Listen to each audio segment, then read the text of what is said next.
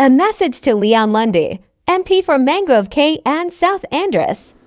Hey, good afternoon. This is an open voice note to Honorable Leon Lundy, our Minister of Parliament here on Mangrove Key, Andros. Mr. Lundy, with all due respect, this is April 17th, 2024. It is 1 o'clock in the afternoon. Mangrove Key hasn't had electricity since last night, 7:30, 8 o'clock.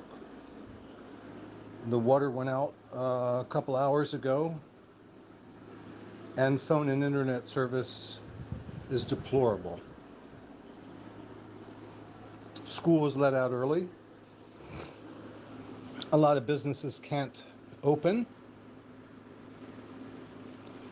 and a lot of people on Mangrove Key, including our visitors, probably had an uncomfortable evening without AC in their rooms. And now this afternoon they might not be able to take a shower. The reason that I'm leaving you this voice note is that it seems like since your election, the quality of life here on Mangrove Key has gotten worse and worse. I think it's fair to say that BPL has utterly failed.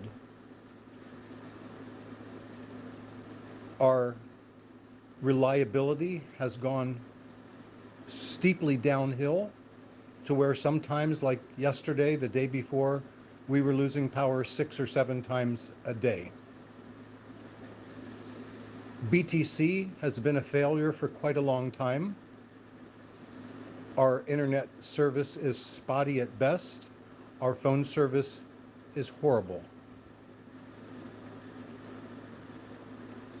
Water and sewage, we have 3 full-time employees with their own trucks, burning gasoline, going up and down the island, the use of heavy equipment to repair, the patches that cost a lot of money, the overtime. Obviously, something's wrong. I think the best way for me to classify it is that Mangrove Key is going backwards. I would ask you to find an instance or a person on Mangrove Key who would suggest otherwise. Again, with all due respect,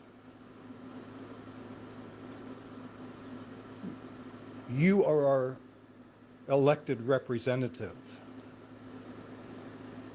Even though you work in the office of the Prime Minister, we are the ones who pay your salary, make your NIB contributions, and pay for the offices that you use.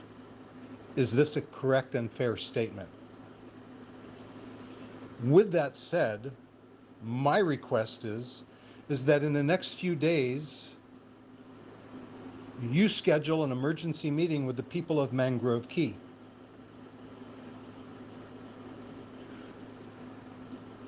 I am only a voice, but I am very confident that I speak for a number of people here on Mangrove Key who are unable to speak out for a number of reasons.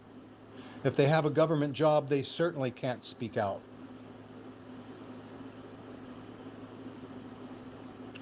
I attempted to address some of these issues a few months back at a community meeting, which you were in attendance of.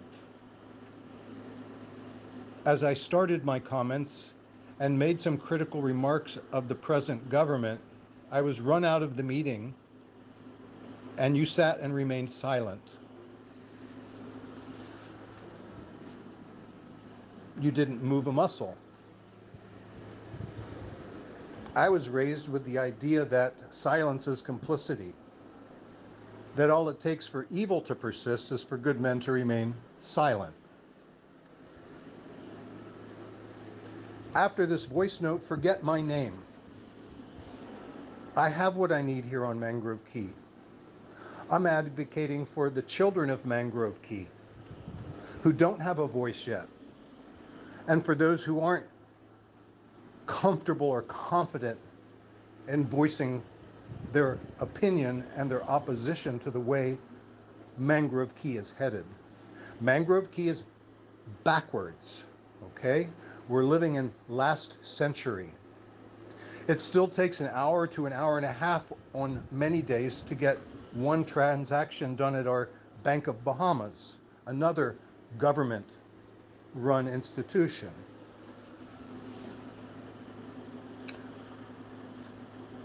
What do we tell our tourists, our guests here, when they can't take a shower, when they don't have AC in their room, when they can't make a call home and their internet is down? You're asking us to improve and to grow our community, but you're not giving us the tools to do so, and you're not giving us the support.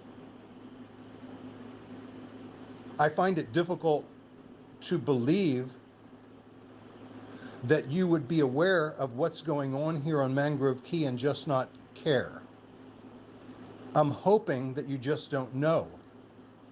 And what I'm asking of you is to come to Mangrove Key, not for a photo opportunity, but to hear the residents of Mangrove Key. I don't want to hear politicians. I don't want to hear local government. I don't want to hear people from water and sewage. I don't want to hear, because we have heard over and over and over again how we're going to be a port of entry, how our clinic is going to be repaired, how our water lines are going to be fixed.